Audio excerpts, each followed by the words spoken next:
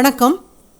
இன்றைக்கி இந்த வீடியோவில் நாம் பார்க்க போகிறது இது எம்ப்ராய்டு ஒர்க் பண்ண ஒரு ஃபேன்சி சாரீ. இப்போ இந்த சாரியோட ப்ளவுஸ் கிளாத் பார்த்திங்கன்னா சாரீ கலர்லேயே இருக்குது.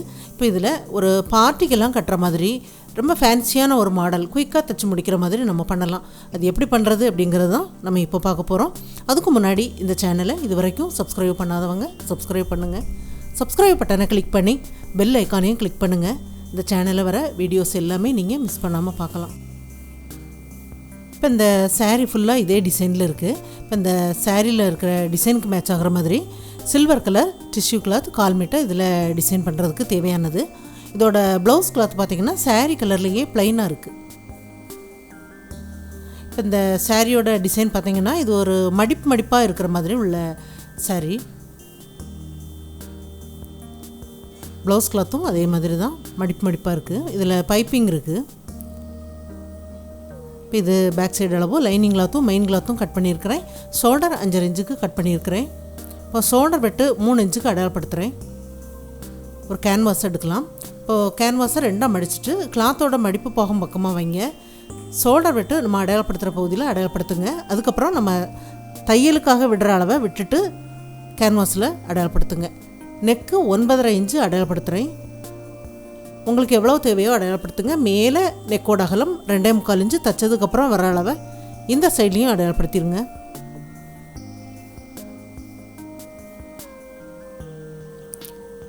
உள்பக்கம் ஒரு 4 இன்ச்சுக்கும் கம்மியாக வர மாதிரி, வெளிப்பக்கம் 1/2 இன்ச்சு வர்ற மாதிரி அப்படியே இந்த நெக் அப்படியே வரைஞ்சி விட்டுறலாம். இது பாட் நெக் ஷேப்பில் வரும். லைட்டாக பாட் நெக் ஷேப்பில் வர மாதிரி இருக்குது. இப்போ இந்த நெக்குக்கு வெளிப்பக்கம் 2 இன்ச்சுக்கு அடையாளப்படுத்தலாம். 2 இன்ச்சுக்கு அடையாளப்படுத்திட்டு நெக்கோட வளைவு வெளிப்பக்கம் வருது பாருங்கள். அந்த பகுதியிலேருந்து இந்த நெக்கோட ஷேப்புக்கு தகுந்த மாதிரி அப்படியே வரைஞ்சி விட்ருங்க. வெளிப்பக்கம் அதோட கொண்டு ஜாயிண்ட் ஆகிற மாதிரி இந்த லைன் அப்படியே முடியணும். இப்போ அதுக்கும் வெளிப்பக்கம் 1 இன்ச் அளவு கேன்வாஸ் இருக்கிற மாதிரி விட்டு கட் பண்ணி எடுத்துடலாம்.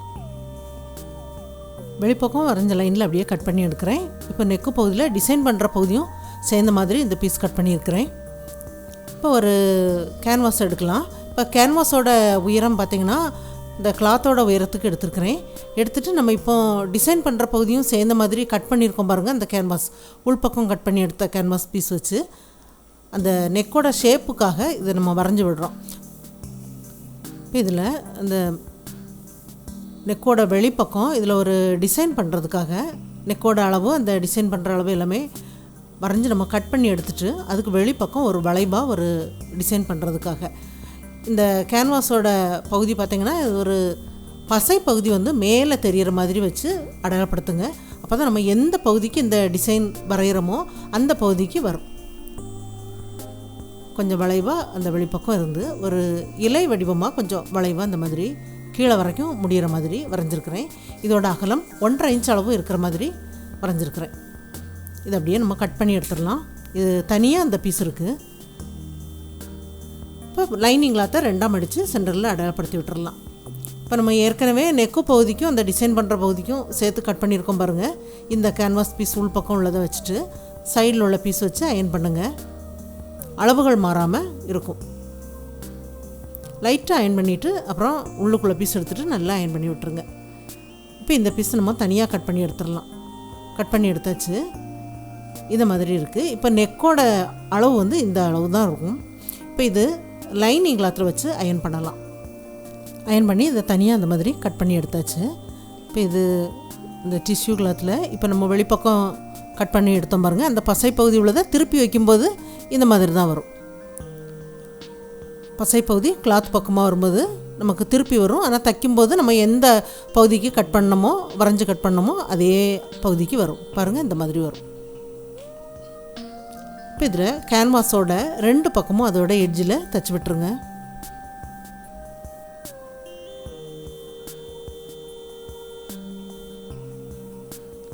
தைச்சதுக்கப்புறம் இது மெயின் கிளாத்து, அதுக்கு மேலே லைனிங் கிளாத்து வச்சு சென்டரில் ஒரு தையல் தைச்சிட்டு அதுக்கப்புறமா நெக்கு பகுதியில் உள்பக்கம் கேன்வாஸில் தையல் படாமல் ஜாயிண்ட் ஆக்குங்க. இந்த மாதிரி உள்பக்கம் தைச்சிட்டு தைக்கும்போது கிளாத்தும் விலகி வராது, அளவுகளும் மாறாமல் சரியான அளவுக்கு வரும். 1/4 இன்ச்சு கிளாத்தை விட்டு கட் பண்ணி எடுத்துகிட்டு கிராஸில் கட் பண்ணி விட்டுருங்க. நல்லா அந்த நெக்கை சுற்றி கிராஸில் கட் பண்ணி விட்டுட்டு லைனிங் கிளாத்தை அடிப்பக்கமாக திருப்பி விட்டுறலாம். லைனிங் கிளாத்தை நல்லா அந்த மாதிரி அடிப்பக்கமாக திருப்பி விட்டுருங்க. நல்லா திருப்பி எடுத்ததுக்கப்புறம் நெக்கோட எட்ஜில் ஒரு தையல் தைச்சி விட்டுறலாம்.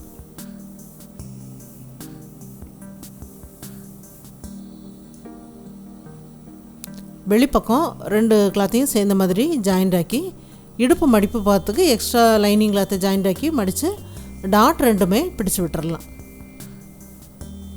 எல்லாமே தைச்சி முடித்து டாட் பிடிச்சி விட்டாச்சு.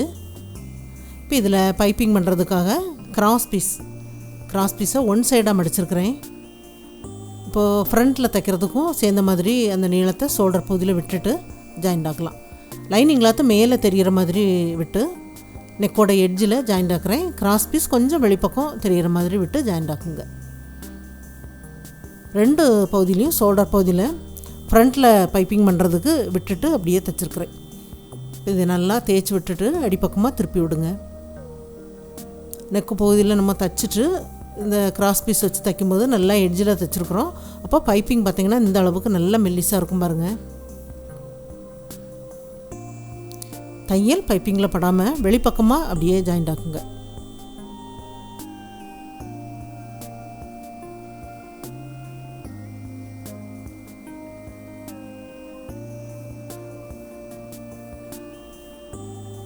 பைப்பிங் பண்ணி முடித்தாச்சு. அடுத்ததாக இந்த பீஸில் கேன்வாஸுக்கு 2 பக்கமும் அதோட எட்ஜில் தைச்சி விட்டுருங்க. தைச்சிட்டு இதே அளவுக்கு அந்த சில்வர் கலர் கிளாத்தும் கட் பண்ணி வைக்கலாம்.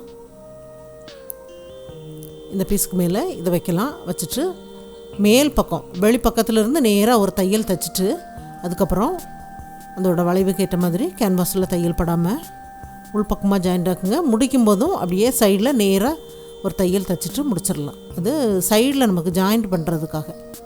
ஏன்னா எக்ஸ்ட்ரா கிளாத் இருக்குது, அந்த பகுதியில் நேராக தைச்சிட்டோம் அப்படின்னா சைடு ஜாயிண்ட் வரும்போது அந்த பக்கம் பிரிஞ்சு வராது.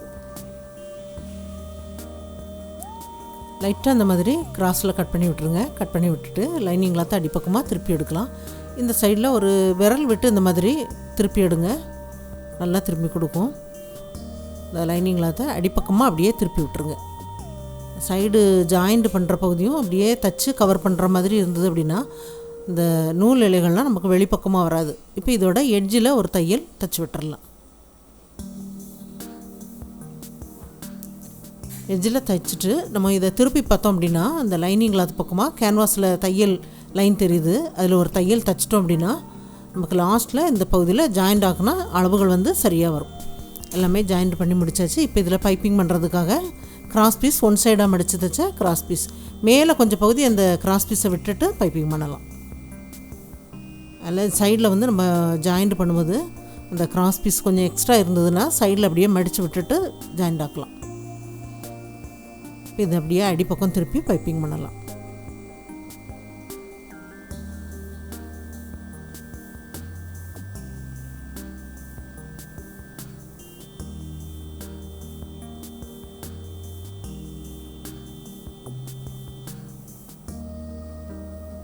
இந்த பகுதியில் பைப்பிங் பண்ணி முடிச்சாச்சு. இப்போ சின்ன சின்ன பீஸாக இந்த மாதிரி 2 இன்ச் அளவு இருக்கிற மாதிரி சதுர பீஸ் கட் பண்ணியிருக்கிறேன். இது எல்லாமே முக்கோண ஷேப்பில் மடித்து அப்படியே ஜாயிண்ட் ஆக்கி விட்டுருங்க. எல்லா பீஸுமே ஜாயிண்ட் ஆக்கி முடிச்சாச்சு. இந்த பகுதியில் ஒரு லைன் போடலாம். சென்டர்லேருந்து கொஞ்சம் அளவு அதிகமாக இருக்குது, சைடில் வர வர இந்த தையல் லைனுக்கு பக்கமாக அளவு கம்மியாக வர்ற மாதிரி அப்படியே வரைஞ்சிருக்கிறேன். அதே மாதிரி இந்த சைட்லேயும் இப்படி வரைஞ்சிடலாம். அந்த தையல் லைன் பக்கம் அளவு வந்து குறுகலாக இருக்கிற மாதிரி 2 சைட்லேயும் அந்த மாதிரி வரைஞ்சிருக்கேன் பாருங்கள். இப்போ அந்த தையல் லைனில் இந்த முக்கோண பீஸ் வந்து நம்ம வச்சு ஜாயிண்ட் ஆக்கணும். நம்ம இப்போ ஏற்கனவே ஒரு லைன் போட்டிருக்கோம் பாருங்கள், அதில் அந்த கார்னர் வரணும். அந்த மாதிரி வச்சுட்டு ஜாயிண்ட் ஆக்கணும். அப்படின்னா சென்டரில் வந்து அந்த முக்கோண பீஸ் வந்து கொஞ்சம் பெருசாக இருக்கும், சைடில் வர வர சின்ன பீஸாக இருக்கும். நம்ம எல்லாமே ஒரே அளவுக்கு தைச்சிட்டு இந்த மாதிரி வச்சு ஜாயிண்ட் ஆக்கிடலாம். நம்ம இப்போ போட்டிருக்கிற லைனில் எல்லா முக்கோண பீஸோட கார்னரும் வர மாதிரி வச்சுட்டு சைடில் அதில் தையல் லைன் இருக்குது பாருங்கள், அதில் அப்படியே கொஞ்சம் பகுதி தைக்கும்போது சைடில் உள்ள லைன் தெரியும், அதில் அப்படியே இந்த லைன் தெரியுது பாருங்கள், அதில் அப்படியே ஜாயிண்ட் ஆக்கிடலாம்.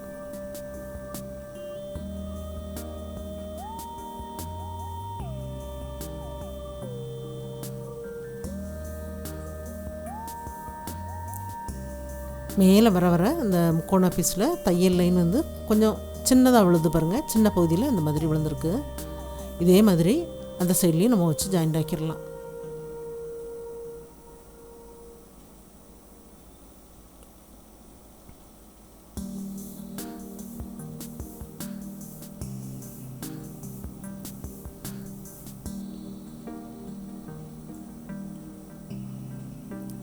ரெண்டு பக்கத்துக்குமே தைச்சி முடிச்சாச்சு. வெளிப்பக்கம் சைடில் ஜாயிண்ட் ஆக்கிற அளவுக்கு கிளாத்தை விட்டுட்டு கட் பண்ணி எடுத்துருங்க.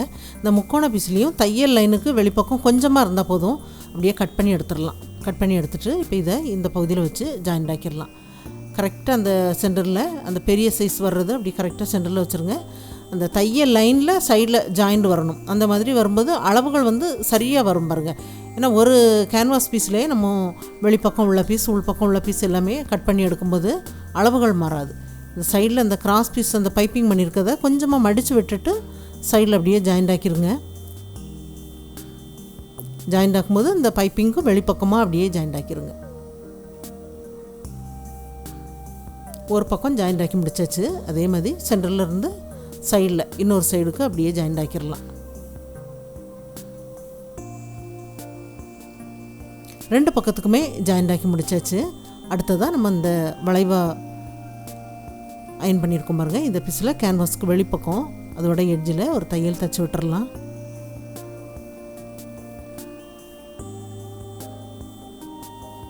தைச்சிட்டு வெளிப்பக்கம் உள்ள கிளாத்தை அப்படியே கட் பண்ணி எடுத்துருங்க. கட் பண்ணி எடுத்தாச்சு. இப்போ இதில் பைப்பிங் பண்ணலாம். 2 பீஸ் எடுத்துருக்குறேன். கிராஸ் பீஸ் வந்து 2 பீஸ் இருக்குது. கிராஸ் பீஸோட அகலம் ஒரு 3/4 இன்ச்செலாம் இருந்தால் போதும். ஒரு கார்னர்லேருந்து தைக்க ஆரம்பிக்கிறேன். கிராஸ் பீஸ் கொஞ்சம் வெளிப்பக்கம் இருக்கட்டும். இப்போது மேலே இருக்கிற பீஸ்லேயும் எட்ஜில் ஜாயிண்ட் ஆக்க வேண்டாம், கொஞ்சம் விட்டு ஜாயிண்ட் ஆக்கலாம். நம்ம அடித்து தைக்காமல் அப்படியே விட்டுருக்கிறதுனால அப்படியே ஒரு பக்கம் வரைக்கும் ஜாயிண்ட் ஆக்கி முடிச்சாச்சு. ஜாயிண்ட் ஆக்கிட்டு இப்போ இதில் பைப்பிங் பண்ணிவிட்டு இன்னொரு சைடில் பைப்பிங் பண்ணுறதுக்காக நம்ம ஜாயிண்ட் ஆக்கலாம்.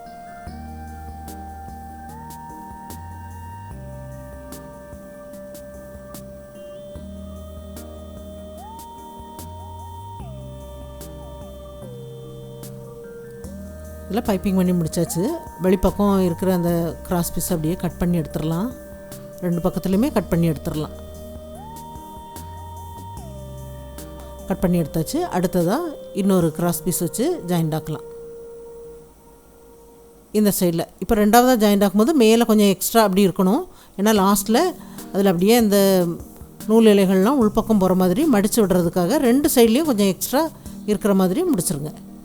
இப்போ இதில் தைச்சாச்சு. தைச்சிட்டு இதை அப்படியே அடிப்பக்கம் திருப்பி விட்டுறலாம். அடிப்பக்கம் அப்படியே திருப்பி இப்போது தையல் வந்து பைப்பிங்கில் படாமல் உள்பக்கமாக அப்படியே ஜாயிண்ட் ஆக்கிட்டு வரேன். ஜாயிண்ட் ஆக்கி முடிச்சாச்சு. லாஸ்ட்டில் தைக்கும்போது இதை அப்படியே மடித்து விட்டுட்டு நம்ம ஜாயிண்ட் ஆக்கிட்டோம் அப்படின்னா 2 பக்கமும் அந்த நூல் இலைகள் வந்து உள்பக்கமாக போயிடும். இந்த சைடில் அப்படியே வச்சிடலாம். வச்சுட்டு மேலே அப்படியே மடித்து விட்டுட்டு மேலேருந்து தைக்க ஆரம்பிக்கலாம். கீழே அது வெளிப்பக்கம் வராத அளவுக்கு அப்படி கரெக்டாக வச்சுட்டு மேலே அப்படி வச்சுருங்க.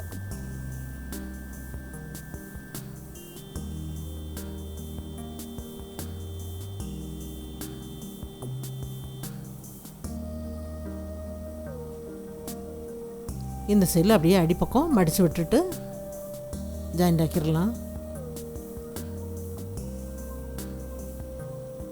2 பக்கத்துக்குமே தைச்சி முடிச்சாச்சு. தைச்சி முடித்ததுக்கப்புறம் அந்த முக்கோண பீஸில் எல்லாமே பீட்ஸ் வச்சு தைச்சிருக்கிறேன். தைச்சி முடிச்சிருக்கிறேன் பாருங்கள். இது ரொம்ப நல்லாயிருக்கு. இது ஒரு பார்ட்டிக்கெலாம் கட்டுற மாதிரி உள்ள ஒரு ஃபேன்சியான ஒரு சாரீ. இது எல்லாருக்கும் பிடிக்கும்னு நினைக்கிறேன். இது குயிக்காக பண்ணி முடிக்கிற மாதிரி உள்ள ஒரு ஃபேன்சியான ஒரு ப்ளவுஸ் டிசைன். ட்ரை பண்ணி பாருங்கள். இந்த வீடியோ பார்த்ததுக்கு நன்றி. மேலும் வீடியோஸ் பார்க்க இந்த சேனலை மறக்காமல் சப்ஸ்கிரைப் பண்ணுங்கள்.